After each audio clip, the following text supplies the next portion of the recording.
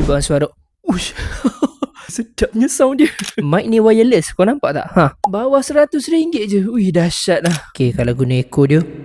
Oh, ini kalau nak nyanyi. Berlari berkejaran seindah bunga di taman. So guys, ini the condenser mic terbaru daripada TNW, which is TNW K20 Wireless Condenser Microphone. Yes, dia adalah sebuah condenser yang wireless. Okay, ni bukti dia wireless. Nampak? Aku jalan-jalan, aku boleh bercakap lagi and suara still jelas. Dan aku boleh katakan ini antara yang paling sedap dalam banyak-banyak condenser microphone yang aku pernah try. Untuk mikrofon ni, dia tangkap suara depan. Hello.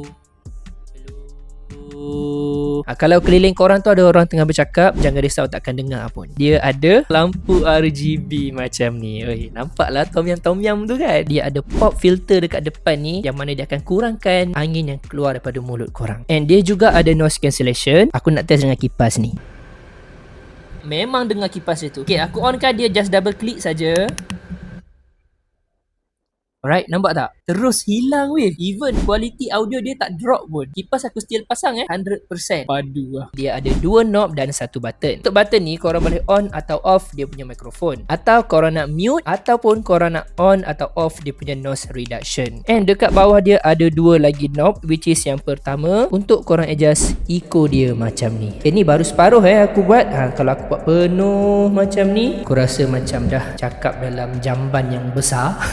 And dekat bawah dia adalah untuk volume. Kalau aku kurangkan dia sampai okay, memang tak dengar lah. Biasanya volume aku buat paling kuat lah. So guys, dengan features-features yang korang dapat, dia wireless, ada echo, noise reduction pun padu, quality audio dia pun korang boleh dengar sendiri. And yang paling penting, dia bawah RM100. Memang sangat-sangat berbaloi. Kalau korang jenis buat video talking head macam aku sekarang ni ke, buat live, buat voice over, memang akan buatkan video korang lebih menarik and cantik. Okay, macam contoh aku buat Pada malam yang dingin, Ahmad berjalan di dalam hutan. Lalu dia ditangkap oleh alien. So guys, kalau berminat, link aku sediakan dekat bawah.